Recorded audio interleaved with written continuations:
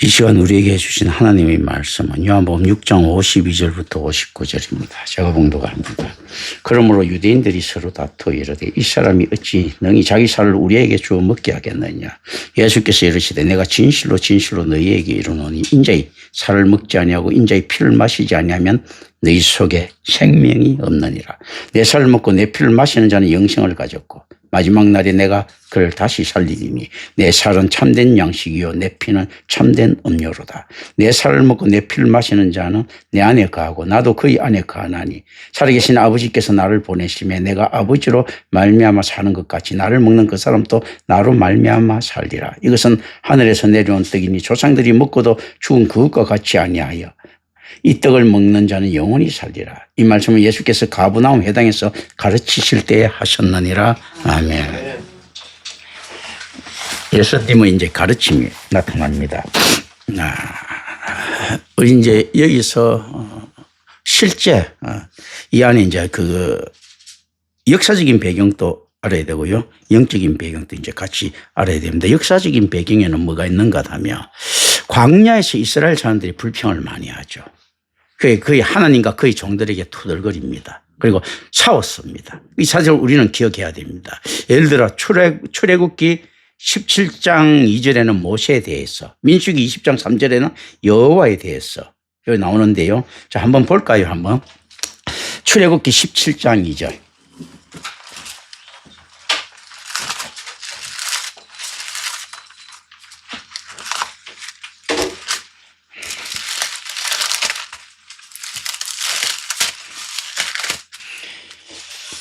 백성이 모세와 다투어 이르되 우리에게 물을 좀 마시게 하라. 모세가 그들에게 이르되 너희가 어찌하여 나와 다투느냐. 너희가 어찌하여 여호와를 시험하느냐. 이제 이 친구들이 원하는 바하고 지금 이제 모세의 순종하고 다른 부분들이 나타납니다. 지금 여기 모인 무리들도 있죠. 500여의 무리들이 연장되어 있는 모습들일 텐데요. 이 무리들하고 예수님께서 제공하는 것하고 이게 뭔가 이렇게 좀 맞지가 않습니다. 엇박자가 나죠. 지금 이제 그리고 민수기 20장 3절 한번 보겠습니다.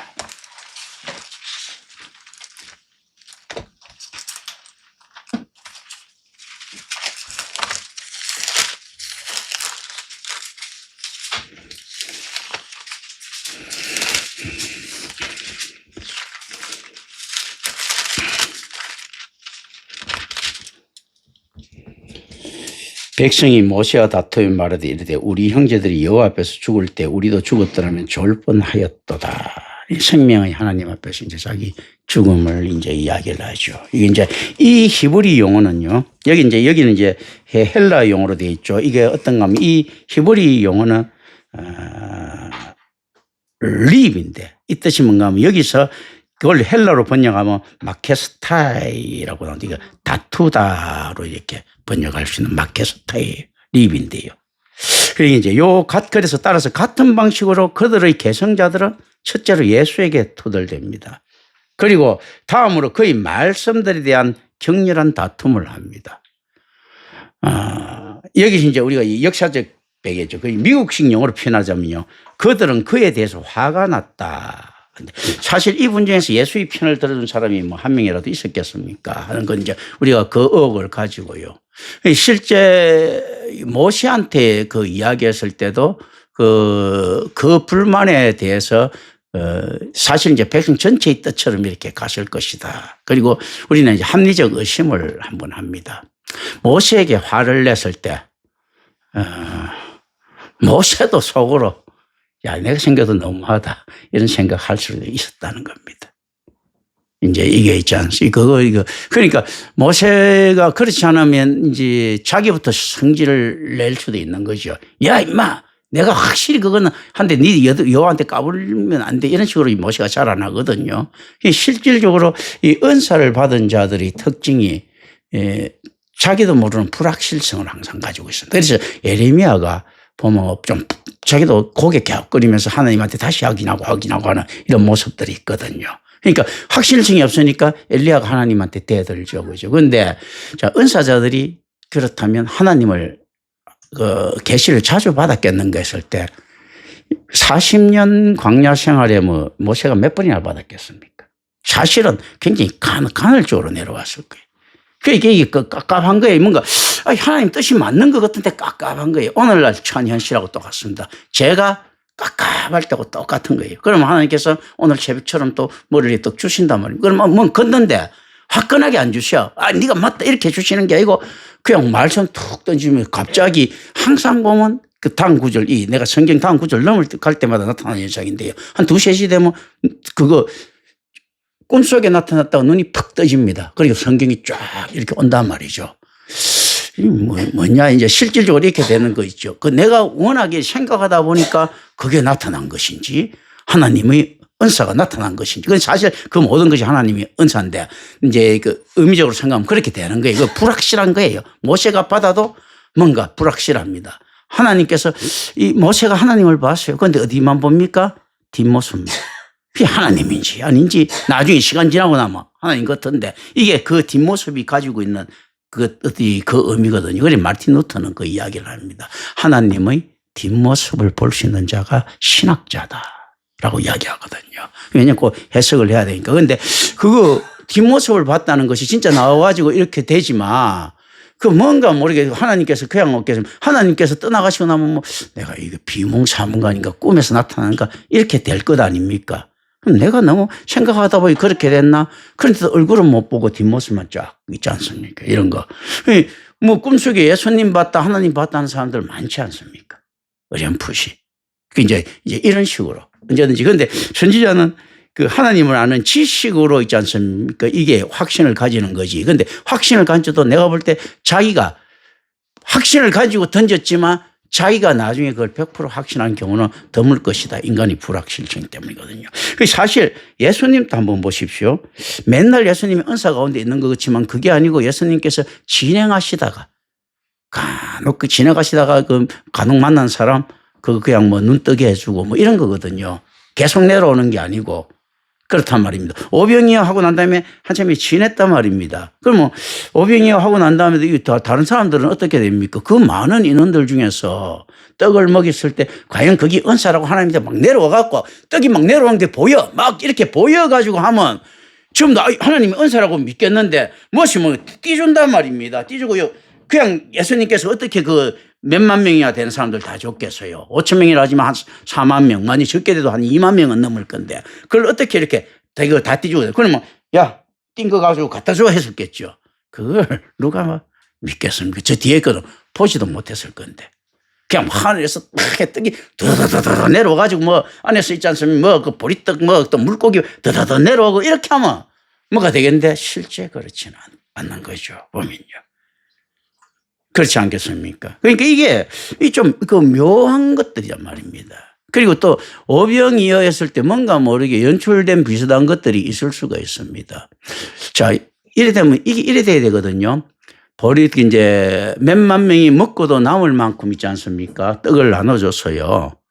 그러면 이제 우리 농담 삼아서 그죠. 그러면 여기서는 그건 안 나오는 거예요. 일회용 용기, 떡 담은 용기는 안 나오거든요, 여기. 혹시 본 적 있습니까? 그럼 그 떡은 어디다 담아줬겠느냐. 그러면 그것까지 준비를 갖다 하나님께서 은사 내려올 줄 알고 준비해놨다고 이야기를 하면 이건 뭡니까? 이게 뭐야? 이거 원래 사놔놓고 만약 실제로 그렇다더라도. 그리고 좀 묘한 게 이게 앞뒤가 잘 안 맞지 않습니까? 제자들이 이렇게 이야기를 합니다. 우리가 떡을 사올까요? 이렇게 묻지 않습니까? 200데나리온 떡을 사올까? 이렇게 묻는데 그럼 그거 아니고 그냥 떡 왔는데 그럼 이제 떡을 갖다가 이 시커먼 손으로 다 들고 다니면서 몇만 명을 이 용기 없이 용기를 안 가지고 이게 물론 뭐 여러 명 안에서 해가지고 뭐 그렇게 줄 수도 있었겠지만 이런 의구심 얼마든지 일어날 수가 있습니다. 그렇지 않습니까? 아니, 떡을 했을 때 옛날에 뭐 지금처럼 일회용 용기는 주지 않고 비싸서 안 줬다 하지만 뭐라도 담으면 그러면 이렇게 이야기하죠. 예수님께서 어린이가 애가 사온 그 떡도 늘어지고 물고기도 늘어나고 어린이가 사온 도시락도 몇만 개가 생겼더라. 이렇게 되는데 그거는 안 나오죠. 그죠? 묘하지 않습니까? 그죠? 실질적으로 도시락이 이렇게 생기는 게 어떻게 보면 더 기적일 건데, 그죠? 그렇지 않습니까? 그러니까 그건 무슨 말인가 하면요. 예수님께서는 기적에 관심 있다는 것입니까? 아닙니까? 기적에 관심 있는 게 아니고 먹이는 데 관심이 있는 거예요. 그러니까 뭐 안에 용기 이런 거, 만약 실제 그게 나타났다 하더라도 그 안에 그 용기도 같이 나타났다 이런 거 필요 없는 거야. 먹을 게 나타나는 건가. 여기 관심이 있는 거예요. 용기보다 먹였다는 거. 이제 이런 개념들을 잘 알아야 됩니다. 예수님들이 실질적으로 예수님은 이 기적 갖고 잘난 척 하실 이유가 없고 그런 마음이 없으신 거예요. 그렇기 때문에 이 기적 갖고 장사하실 마음이 없기 때문에요. 상업성이 없는 기적인 거예요. 예수님 기적은. 그게 뭔가 상업성이 있으려고 하면 잘 포장을 시켜야 되는데 그런 걸 안 하지 않습니까? 그 예수님께서 상업성이 있는 기적을 일으키시면 어떻게 해야 됩니까? 가는 데마다 오늘날 교회가 하는 짓거리다. 어떤 겁니까? 사람들 촥 이렇게 이야기하죠. 잘 들어라. 내가 2025년 12월 1일 날 눈먼 놈, 두 놈, 눈 뜨게 했어. 예수님 그 설계 내가 길이요 진리요 생명을 그거 안 하고 그 전에 딱 바람 잡이죠. 내가 2001년도에 그때 안전뱅이 몇 명 이렇게 있을 때 야 니들 봤지? 정인 또 있어. 하고 난 다음에 내가 길이요 진리요 생명이요 해야 되잖아요. 그런데 그걸 안 한단 말이죠. 그건 무슨 말인가? 그거는 예수님께서 일반 은총으로 생각하시는 거예요. 그리고 나오면서 뭔가 하면 이 은총으로도 구원을 못 받는 걸 아시면서도 실제 어떤가 하면요. 오히려 후대를 위해서 했을 가능성이 높다. 우리가 성경이 되고 난 다음에 있죠. 이 안에서. 왜냐하면 예수님께서는 다른 영역자들하고 좀 다른 부분들이 있어야 되거든요. 왜 구약의 선지자들도 온갖 이적들 다 있지 않습니까? 그럼 예수님 정도 되면 그것 정도는 가뿐하게 넘게 해야지. 그래도 그 가오가 좀 서지요. 그러니까 실질적으로 예수님 이해만 하고 만약에 뒤에 이제 다른 거 기적은 하나도 없이 다른 거 막 했어요. 그럼 어떤 건 입만 놀리나? 이렇게 이제 이거 생각할 수도 있는 부분들 있지 않습니까? 이제 이런 것들. 그리고 이게 신성이 가져오는 그 당시에 어쩔 수 없이 따라오는 이적적인 부분들이 있는 거 있지 않습니까? 이런 개념들을 이렇게 생각합니다. 그래서 뭐 때문에 그럼 그 이적이 필요했는가 했을 때 그것 가지고 구원받지 못하는 것 알면서도 복음을 선포하는 어느 정도 있지 않습니까? 이해시키는 그 수단으로서 그리고 예수님 정체성을 증명하는 어느 수단으로서 좀 사용했던 부분이 있었다라는 거죠. 실질적으로 이제 이들인 건데 격렬한 논쟁을 벌입니다. 격렬한 이가 논쟁을 벌였을 때 자기 딴하는 그걸 내가 볼 때 이 논쟁은 솔직히 이럴 논쟁이 있었어요. 야, 저거 사기꾼 아니야? 야, 너 그것도 봤어? 보지는 못했는데 떡 나왔잖아. 야, 몰래 다 떡하는데 그걸 어떻게 하라면 이런 이야기도 될 수가 있고요. 사기꾼이 맞네. 그런데 또 한 사람은 이렇게 이야기했죠. 예수님을 인정하는 게 있죠. 야, 사기꾼이 어때? 보니까 촌놈이고 그 마음 보니까 나쁜 것 같지는 않고 가고 있는데 그냥 기분 좀 띄워주고 그 안에서 그거 메시아라고 만들어가지고 우리한테 저거 바지 정신적 지주 만들면 되지. 그렇지 않으면 왕들은 삼국지라든지 옛날 역사책이저기 이거 보면 어떻게 되면 반란을 일으켰을 때 막 그 유씨들 찾아다니죠. 그러니까 유비도 자기도 이제 황실 종친이라 해가지고 이렇게 뜨고 또 유종에 사쿠지 않습니까? 그러니까 그 유씨들 찾아다니듯이 예수라고 하는 상징적인 그 메시아가 필요한 거예요. 사실은 놈하고 붙으려고 하면. 그럼 그건 어때? 저 정도가 딱 좋잖아. 오히려 내가 보기엔 세례요한보다 낮아. 세례요한 그건 성질 더러워가지고 우리 말도 안 들어. 근데 저는 어떻게 잘하면 잘 들을 수 있지 않니? 그리고 예수 제자 12놈들 보니까 스펙 하나도 없고 보니까 촌놈들이라서 우리가 이야기하면 예, 선생님하고 달려오는데 저도 이용하기도 좋아. 그냥 한 자리씩 주고 이렇게 이야기할 수도 있는 거예요. 여러 가지. 그게 무슨 말인가 하면요. 자, 구약하고 정확하게 맞아떨어진 게 구약도 지금 어떤 이야기인가 하면요. 자기 생활하고 야훼의 은혜하고 있지 않습니까? 자꾸 그 불만을 이야기했습니다. 지금 이것도 어떻습니까? 이스라엘이 지금 처한 현실하고 야훼의 은혜하고 자꾸 예수 그리스도의 기적하고 자꾸 이렇게 비교하고 말씀하고 자꾸 이게 비교하거든요. 그 돈 안 되는 소리를 한단 말이죠. 그때 이제 예수님께서 왜 이 성만찬의 의미를 갖다 던지는가 했을 때 우리가 이제 이 배경, 영적인 배경을 우리가 들어갈 수 있어야 됩니다. 이 영적인 배경은 이제 은혜로 받는 거죠. 이제 영적인 배경은 어떤 배경들인가 하면 우리가 저 성찬식이라고 했을 때 아까 뭐 잠시 더 이야기했지만 착각하지 말아야 되는 게 있습니다. 성찬식이 했을 때 우리가 그리스도의 피와 몸과 살을 먹는다. 이 착각부터 벗어나야 됩니다. 성찬에 있지 않습니까? 피는 인자의 신 예수의 피입니까? 그리스도의 신 예수의 피입니까? 하나님이 피와 살입니까? 인자의 신 예수의 피인데 인자의 신 예수는 양입니까? 목자입니까? 하나님의 어린 목자입니까? 어린 양이죠, 양. 하나님의 어린 양이에요. 그게 지금 성찬식에 내 피와 살을 먹으라는 말은 뭔가 하면 내 사역에 동참을 해라는 거예요. 내가 지금 하나님을 아는 지식을 니들이 가져야 되고 피라는 게 그렇지 않습니까? 그 영성을 가져야 되는 거예요. 하나님을 알아야 되는 거예요. 또 그 쌀은요. 내가 했던 행동 신앙의 모범을 따르라는 이야기예요. 이게 이제 착각하고 있는 거예요. 자, 그리고 이제 우리가 이제 그거 의미고 실제로도 가져갑니다. 양의 개념을 잘 아셔야 되는데 왜 교회 바깥에는 구원이 없는가 하면 여러분들께서는 성도가 되려고 하면 교회에 충성을 해야 되는가 하면요. 양은 자, 우리가 이제 그 영적으로 우리 주님께서 맡겨주신 목자의 사역이에요. 자, 그런데 양이 목자의 주인입니까? 목자가 양의 주인입니까? 목자가 이제 주인은 목자가 그 사꾼이 될 수 있지만 사꾼이 아니라고 생각했을 때는 목자가 양 주인이에요. 그 무슨 말인가 하면요. 피와 살 이야기하지요. 교회를 위해서 양들은 그 목자를 위해서 피와 살을 내놓습니까? 안 내놓습니까? 다 내놓습니다. 그리고 어떤가 하면 세상에서 누가 붙는가 하면 교회가 붙는 거예요. 성도들은 어떻게 해야 되는가 하면요. 교회의 올바른 있지 않습니까? 그 교회와 그 선지자를 위해서 의미적으로 있지 않습니까? 선지자도 역시는 양에 불과하지만 이제 결과적으로 어떤가 하면요. 자, 선지자를 위해서 피와 살을 내놔야 되는 거예요. 양, 그러고 안 그러면 목자가 못 먹고 사는데 양들이 내놓은 고기 팔아가 먹고 살고요. 양들이 내놓은 털 깎아고 팔아고 먹고 살잖아. 그런 거거든요. 실질적으로 그 개념을. 그러니까 실제 어떤가 하면 양은 솔직히 누구 끄냐 했을 때 이제 개념적입니다. 목자 끈 거예요. 그런데 목자 끈데 목자는 그럼 양을 어떻게 다뤄야 되는가 하면요. 자기 생명 바쳐 다뤄야 되는 거예요.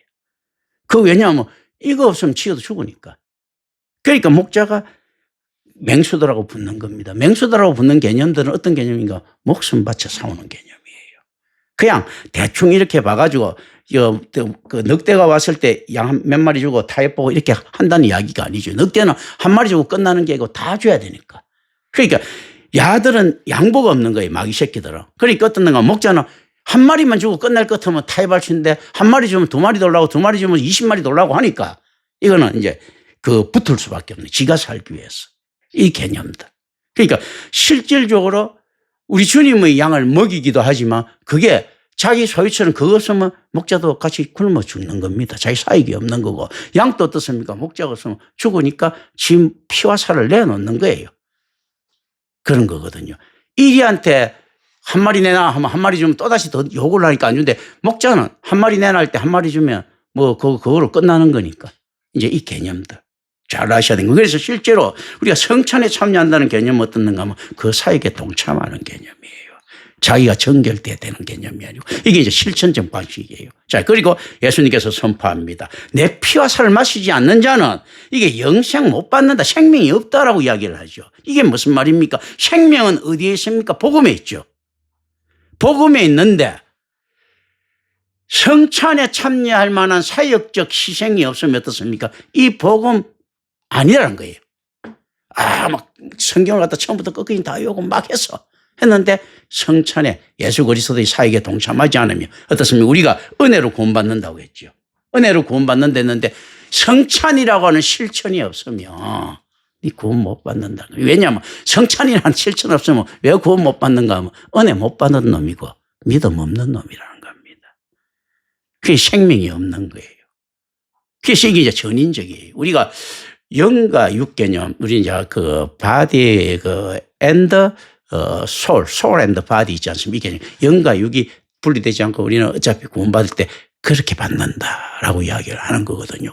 실제 어떻는가 하면요. 참 묘하게도 그렇습니다.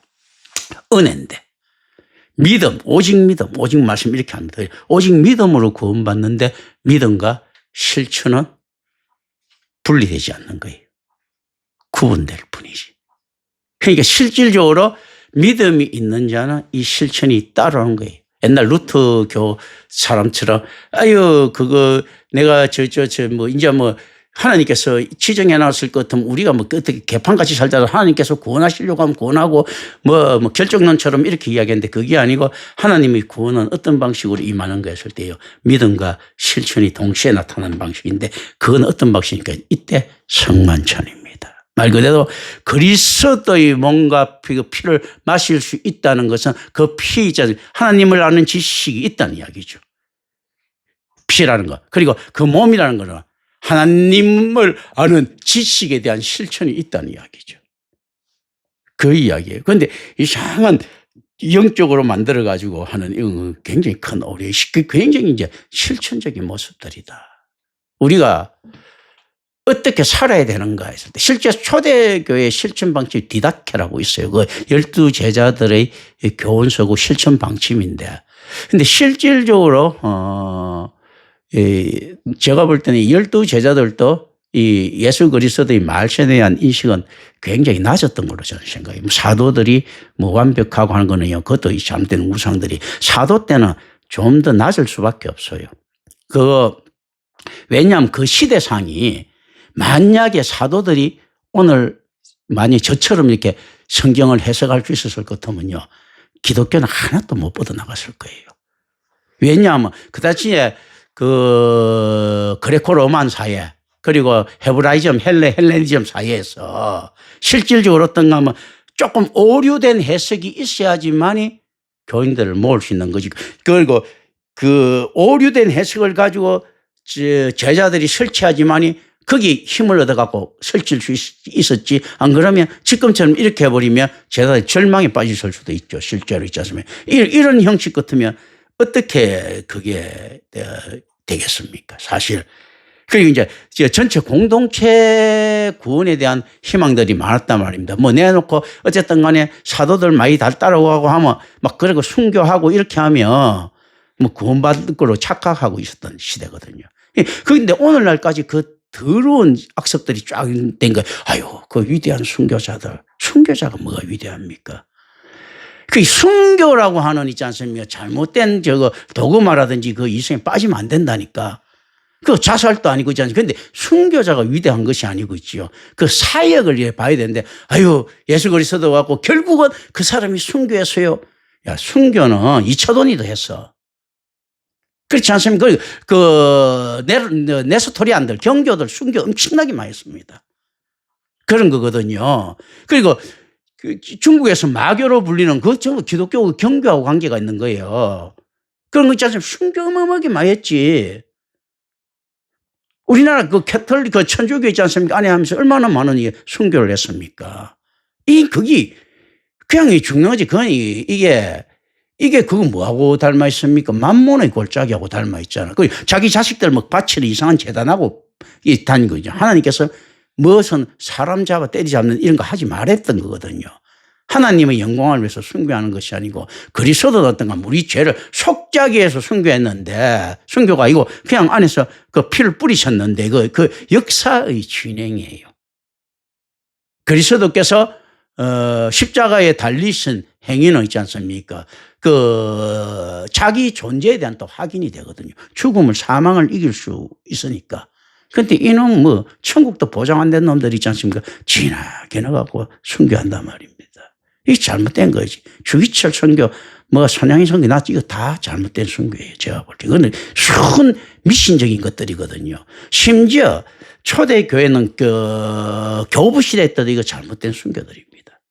대부분이다. 대부분이 다 잘못된 선교인데, 물론 이제 어떤 경우가 있는가 하면 교부 중에서 아타나시우스라고 있어요. 삼일체론을 지키기 위해서 끝까지 저항합니다. 그런 경우는 이제 맞죠. 어쨌든 간에 근데 복음보다는 좀 약하지만 어쨌든 간에 복음이 올마는 교리를 지키기 위해서 끝까지 저항하면서 안 죽잖아. 그냥 이리 처방대도 가고 저리 처방대도 다니거든요. 근데 폴리캅처럼 안에서 탁 튀어나와갖고 순교한다. 이건 내 순교를 안 봅니다. 그런 거거든요. 이런 부분들은 굉장히 사실은 이제 유감스러운 부분이에요. 그래서 실질적으로 어떤 부분에서 보면 12제자들이 순교를 갔다는데 순교에 너무 노출되어 있어요. 그런데 바울은 조금 달라요. 바울이 순교가 훨씬 더 12제자들보다 좀 제가 볼 때 신앙적으로 순전한 부분이 있어요. 그렇기 때문에 이제 바울이 순교는 상당 부분 어떤 부분 이제 전철처럼 감춰진 부분들이 있고요. 목이 잘려 죽었다고 하는데 뭐 그런 거 있거든요. 근데 실제 뭐 베드로의 순교라든지 이런 거 뭐 참 묘합니다. 이상한 이제 미신적 요소들이 막 느껴집니다.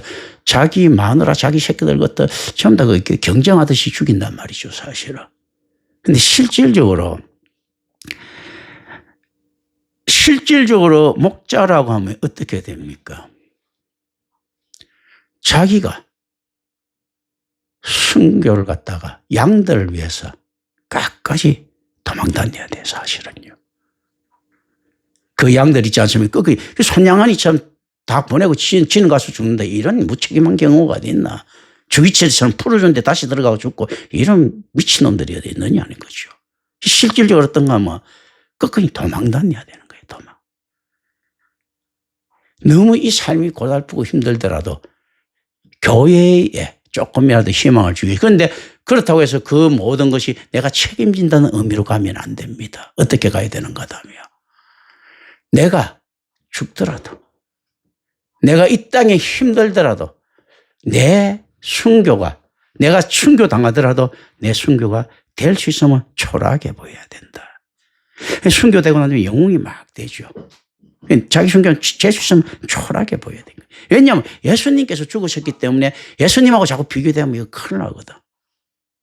그러면서 더 비급해야 되고 더 초라해야 되고 더 있지 않습니까? 집착적이어야 됩니다. 이 교인들에 대해서. 그런데 실제 그런 순교를 누가 하느냐.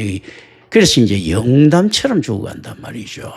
그래서 뭐 순교에 대한 이거 전설적인 영웅들 쫙 이렇게 나온단 말이죠. 그거요. 그리고 난 다음에 심지어 막 이런 기도합니다. 우리 집에 순교자가 나오게 해 주십시오 해서 또 자기 아버지에 의해서 자기도 순교를 합니다. 이게 너무 잘못된 거예요. 순교를 갖다가 안 했으면 좋겠다 이런 거예요. 왜냐하면 순교하는 게 편하지만 훨씬 편할 것 아니에요. 그 박해시대 때 내가 괴롭더라도 이 땅에 끝까지 복음을 지키면서 살아갈 수 있는 힘을 주십시오 해야지 순교할 수 있는 능력을 주십시오 하는 이건 무슨 뺀질이다 이거. 그런 거거든요. 이 개념들을 알아야 됩니다. 그렇죠. 이 안에서는 어떤 것입니까? 내 피와 살을 먹지 아니하고는 했을 때 어떤가 하면요. 우리 주 예수 그리스도의 피와 살을 먹으니까 죽으면 당연히 두려워할 이유가 없습니다. 그런데 어떤가 하면요. 우리 주님의 피와 살을 갖다 나타내고 있고 해야 되기 때문에 자기 죽음은 가치가 없습니다. 우리 죽음의 피와 살을 나타내려고 하면 오직 말씀이죠. 말씀. 그래서 실질적인 순교는 어디서 일어나는가 했을 때요. 실질적인 죽음은요. 끝까지 복음을 선포하면서 외면당하는 죽음들인 거예요. 이 사회적 죽음 이야기하죠. 그죠? 우리가 그 더 큰 죽음 하잖아. 뭐 그 기업적 죽음, 종말 이렇게 이야기하죠. 정치적 죽음 요즘 뭐 이렇게 이야기하죠. 그죠? 이 죽음들이 더 비참한 것 아닙니까? 나는 이미 그때 죽었어. 사회적 죽음. 뭐 예를 들어 뭐 조용필도 이성미한테 그 코미디언 이성미한테 그 이야기를 했다거든요. 야, 너는 좋겠다. 난 실패한 인생이야. 왜? 내 마누라가 죽었을 때 나는 이미 실패하고 죽은 인생이다. 뭐 이런 거 있죠. 그러면 더 비참한 것들 이런 거 있지 않습니까? 그 안에서 실질적으로 그런 죽음들 있지 않습니까? 누가 겪는가 했을 때 선지자들은 반드시 그 죽음 토대 위에 있단 말이죠.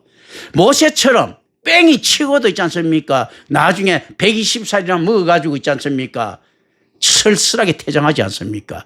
이런 사가지 없는 민족이 어디 있습니까? 모세가 안에서 출애굽이 모세한테 근데 불만이 있었을 거라고 우리는 아유 모세 위대한 지도자 모세가 120살 때 그 퇴장하는데 어떻게 저렇게 초라하게 갈 수 있지 한데 과연 이스라엘 사람들이잖아요. 모세 보면 안 지긋지긋하겠습니까? 저 또라이 같은 새끼가 말이야. 광야에 우리 잘 살고 있는 그 이집트에서 광야에 몰고 가고 책임도 별로 안 지고 맨날 하나님이 뭐 어쩌고저쩌고 이야기하는데 자, 여기서 또 하나 알아야 되는 거. 이스라엘 사람들이 하나님을 만났습니다. 그죠? 그러니까 하나님을 만나서 모세를 좀 보호해주면 좋겠는데 제가 한번 물어봅니다. 이스라엘 사람들이 하나님 정면으로 만난 적이 있습니까? 없습니까? 모세 말고. 모세가 시내산 중턱에 만났을 때 이스라엘 사람들은 밑에 서 있지 않습니까? 있었어. 모세가 있지 않습니까? 그거 광야에서 그 불타는 떨기나무에서 만났을 때 이스라엘 사람들은 애굽에 있었어요. 하나님의 말씀을 들을 때요. 이스라엘 사람들 아무도 못 들어요. 모세 말 듣고 하나님 만났다니까. 이게 솔직히 말해 뻥인지 아닌지 어떻게 알아? 그렇지 않습니까? 그리고 모든 권력을 자기한테서 가지고 있었어. 나중에 이제 불평이 나오니까 70만 명한테 나눈단 말이죠. 그러니까 하나님께서 그걸 갖다 칠지게 이제 그거 지금 사내들이 배경이 되는 있지 않습니까? 은혜 주는데 70명한테 내려왔는데 한 명 옆에 있다가 어떻게 맞아갖고 이렇게 그 하나 더 생긴 거거든. 70만 명. 그 꼭 무슨 무협지 같지 않습니까? 아니 하나님께서 전지전능하신데 70명 같으면 정확히 옆에 1000명 있더라도 그거 해야 되는데 옆에 있는 이상한 그 음한 한 명 맞아가고 70만 명 되는. 그런데 그거 좀 묘하지 않습니까? 그런데 성경이 그 이야기를 한단 말입니다. 그런데 그 안에서는 다른 해석들이 있어야 됩니다. 그 이제 어쨌든 간에 이제 뭐 그거는 저렇게 해버리면 또 빙 도니까. 그 이제 그렇게 됐단 말이죠. 자, 그런데 모세 말 빼놓고 난 다음에 하나님 말을 이스라엘 사람이 그럼 들었습니까? 못 들었습니까? 못 들었어요. 한번 성경 보세요. 하나님께서 이스라엘 사람 A라는 사람한테 가가지고 어떻게 이야기다. 그래, 이스라엘 간다. 자, 이스라엘이 그 진군하고 있는 저 7군단에 가갖고 어떻게 7군단 전체를 나눠고 하나님께서 연설하셨다. 이런 거 없지 않습니까? 오로지 모세한테 가고 모세만 이렇게 되는 거예요. 모세만. 그런데 야들은 40년 동안 웃기지 않습니까? 250만이나 가지고 그 좁은 있지 않습니까? 그 유대 땅 하나 점령하는데 40년 동안 광야 그 자리에 있어요. 아니 무슨 놈 군대가 그 수없이 많은 이스라엘 사람들은 다 군인이라 보면 돼. 사실요. 그 천막 치고 앉아있으니까 제가 그 군대지. 그런데 무슨 놈 군인이 그 수없이 많은 거 갖고 자, 여리고서도 함락시키고 뭐도 함락시켜서 그래서 우리가 어디까지 터전을 갔느냐 할 때 100m 갔습니다. 이런 꼴이거든. 여호수아 때 비로소 안에서 진군에 들어가는데요. 그때 모세 이렇게 합니다.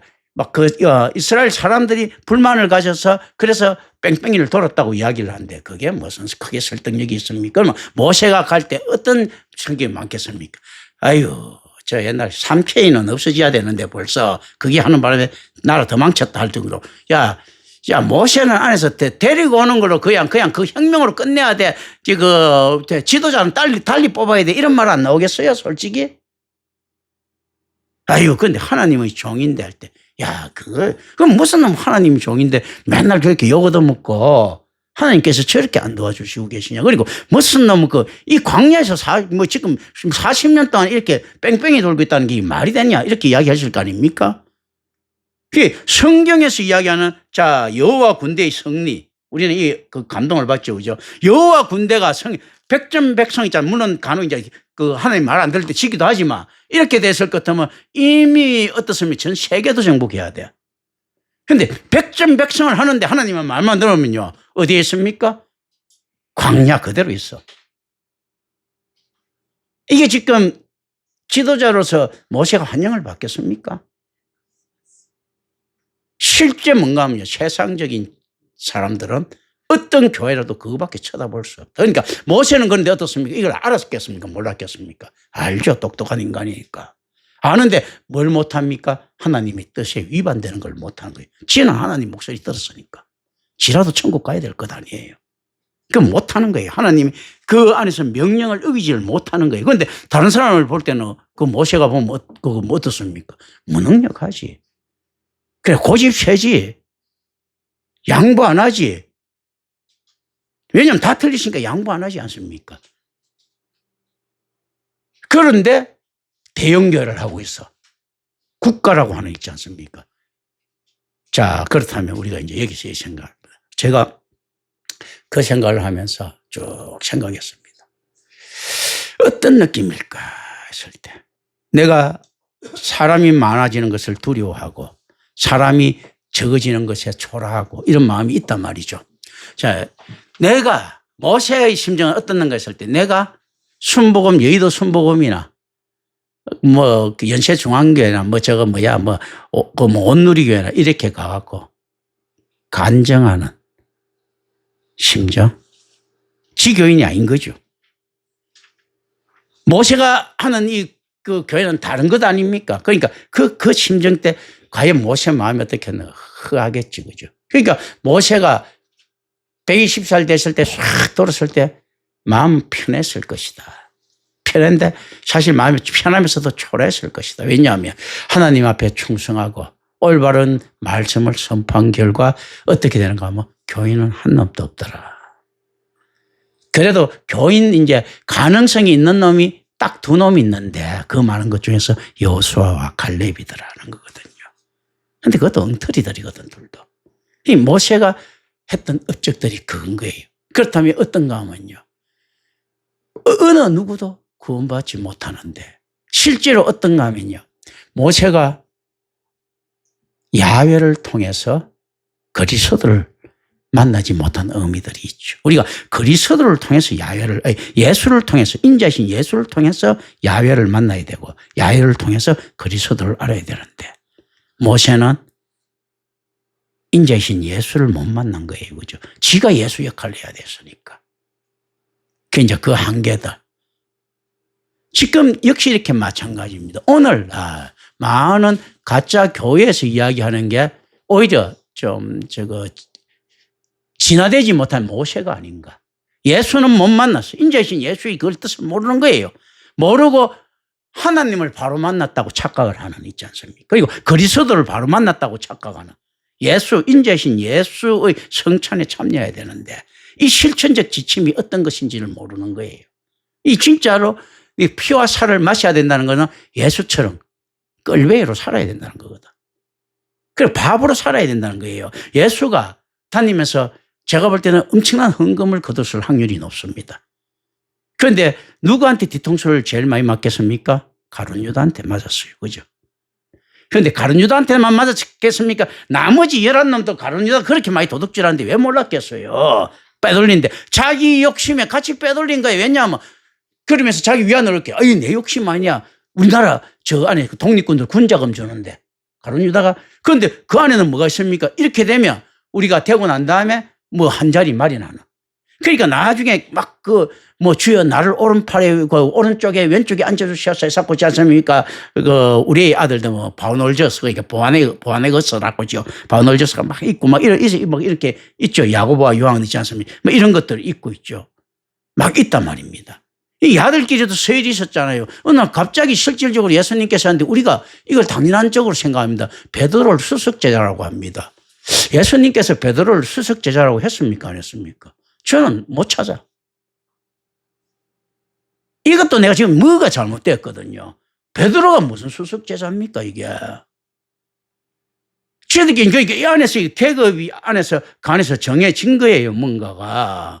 베드로가 무슨 수석제자? 예수님께서 너는 내 수석제자라 이렇게 안 했지 않습니까? 습관적으로 베드로 맨날 제일 처음에 있으니까 정이 막 애덕해갖고 아유 이 무식한 놈. 내가 볼 때 마태보다도 무식하지 마. 어쨌든 간에 베드로가 안에 되니까 내가 안 가리고 베드로야 내 양을 먹여라. 뭐 이렇게 이야기할 수도 있어요. 그렇잖아. 대표 안에서 봐갖고 아유 네가 뭐 대충 나이도 되고 뭐도 되고 하니까 뭐 먹이라. 그리고 또 예수님께서 베드로한테 신세진 게 좀 있지 않습니까? 갈릴리에서 사역할 때 예수님께서 그 사역 본부로 삼았던 있지 않습니까? 선교 본부로 삼았던 곳이 베드로 그 장모 집이었거든. 그러니까 이제 그렇게 할 수 있는데 야 네 그거하고 수석 제자다 이 이상한 있지 않습니까? 베드로에게 땅을 10권세를 줬고 뭐 어쩌고 저쩌고 하는데 그러니까 교황지상권들을 사용하는데 과연 그게 베드로한테 준 거겠습니까? 교회에게 준 거겠습니까? 내 터전위에 너희 있잖아요. 그 신앙 고백의 터전위에 내 교회를 세우는데 교회에 그 권세를 준 거라고. 무슨 베드로한테 준 거야. 그렇거든요. 그러니까 베드로가 이렇게 고백했으니까 바요나 시몬아 내가 복이 있다. 그거 왜냐면 너에게 이걸 알게 한 자가 이렇게 한 거야. 네가 이거 하나님이다. 그러니까 하나님께서 공동체적으로 임한 그걸 갖다가 이야기를 한단 말이죠, 사실은. 그런데 베드로가 실제로 그 답을 했을 때 적석으로 했을 수도 있겠지만 예수님께서 그런 질문 드는 거 대충 안단 말이죠. 다들 이제 이야기하고 난 다음에 이렇게 답을 하자. 그리고 어떤가 하면 베드로가 대표로 이야기할 가능성이 훨씬 더 높은 거거든, 사실은요. 그런 것들이 곳곳에 일어납니다. 너희는 나를 누구로 하느냐 했을 때, 제자가 이제 세상이 이렇게 물고, 세상은 나를 어떻게 하느냐고 물었을 때 생각이, 그럼 우리 주님을 우리가 뭐라고 이야기해야 되나 했을 때, 그리스도시여 살아계신 하나님의 아들이다. 여기 제일 걸떠다죠. 그럼 좀 있어 보이잖아요. 이렇게 했을 수도 있다는 거죠. 그런데 실질적으로 그 모든 것이 이제 하나님이 실질적으로 베드로가 그때 감동을 받아가 적석에서 했습니다 하면 막 더 은혜되고 한 게 한국교회의 현실이죠. 그 개떡 같은 생각들입니다. 뭔가 하면 야들이 은은회가 있으면 훨씬 더 은혜스러운 거예요. 왜 그렇겠습니까? 적석에서 했으면 그냥 적석방이에요. 은은회에서 했으면요. 자기네들끼리 막 은은회가 했는데도 그 안에는 무엇이 들어갔습니까? 하나님이 섭리와 질서를 못 벗어나더라는 거죠. 인간들이 계획을 했는데도 하나님이 질서와 섭리를 못 벗어나더라. 자기네들이 의논해서 했을 때 훨씬 더 은혜스러운 겁니다. 근데 적석에서 그래서 나는 하나님께서 적석에서 받아서 뭐 합니다 하는 이상한 이게 양아치 목사들 한단 말이죠. 그런 것들은 안 되는 거예요. 그걸 생각을 하고 있는데 하나님께서 와서 간섭을 해버리시는 거예요. 그렇게 돼야 되는 거거든요. 하나님께서 그 틀을 끌고 가신다는 거거든요. 내가 안에서 이게 올라오니까 막 하나님 주신 대로 설교한다 이게 아니고 이 설교에 대한 깊은 안에서 성경에 대한 묵상이 있는데 거기서 하나님께서 길을 쭉 이렇게 털고 간단 말입니다. 그런데 그게 내가 지금 생각하는 거하고 실제 다른 방향 것들도 전혀 다르지가 않는 거예요. 그런 것들이거든요. 훨씬 거기 은혜가 되는 거예요. 자, 이스라엘 사람들이 작전을 막 세웠어. 하나님께서 어리로 가라가 어리 갖고 팍 이기니까 그러니까 우리가 승리했습니다. 굉장히 은혜되는 거겠죠. 그보다 더 큰 은혜는 어떻습니까? 우리가 막 열심히 제갈공명 방통 이렇게 있지 않습니까? 막 이런 걸 해가지고 막 작전을 짰어요. 작전 짜갖고 그 정리에 승리를 했어. 이제 우리 생각이 승리했다는데 그게 뭔가 하면 그 작전을 짜고 이끌어 주신 하나님이 있다 하면요. 그게 얼마나 큰 은혜입니까? 자, 가다가 대충 하나님 기분 좋을 때 때리 맞는 은혜가 아니고 하나님이 사람을 하는 어떤 행동 하나하나에도 하나님께서 간섭하신다. 훨씬 더 큰 은혜지 않습니까? 그런 것들을 우리 생각합니다. 이 지금 안에서 이게 실제 우리가 지금 성찬에 대한 잘못된 개념들이 이렇게 벗어납니다. 성찬 자체를 갖다가 이상하게 신성한 영적으로 만들어가지고 있지 않습니까? 불경한 자는 참여할 수 없고 그럼 아무도 못 참여하는 거지. 예수님 말고는. 이상한 헛소리 있잖아. 교회 직책 못 받은 사람 참여할 수 없고 세례교인 이하면 이상만 참여할 수 없고 이거 무슨 세례교인이 뭘 증명하는데 하나님께서 그 세례교인에서도 그래도 주관하시는 걸 바라는 의미는 있어요. 그렇다면 세상 세례교인 교인은 달라지는데 진하게는 소똥이 개똥이도 다 세례받고요. 말똥이도 다 전부 다 안에 장로되고 있지 않습니까? 개똥이도 전부 다 안에 군사 다 돼 있는데 그렇다면 이게 진짜 세례교인 정도만 되면 이 정도 성찬에 참여할 능력이 된다 할 것 같으면 그런 놈들은 지금 진짜 다 성자가 돼야지. 그렇지 않습니까? 실질적으로 그러나 교회에 속한다는 의미에서는 맞는 거예요. 이 세례의 의미가 아니고 어떤가 하면 이 성찬에 참여할 수 있는 이게 진정한 세례입니다. 우리가 봤어요. 그리고 살기라는 게 교회에서 받았어가 아니고 내가 이 성찬, 교회에 피와 살을 갖다가 있지 않습니까? 내놓을 수 있었을 때 뭡니까? 진정한 직분이 사역적 의미예요. 내놔는 거예요. 양들은 지 사역을 해야지. 죽으면 있잖아. 고기 내놓고 저 껍질 내놓고 다 해야 되는 거예요. 사실은. 그런 것들입니다. 이제 요 개념들입니다. 기도합니다. 오신 아버지 하나님 감사합니다. 우리 주 예수 그리스도 이름으로 기도드립니다. 아멘.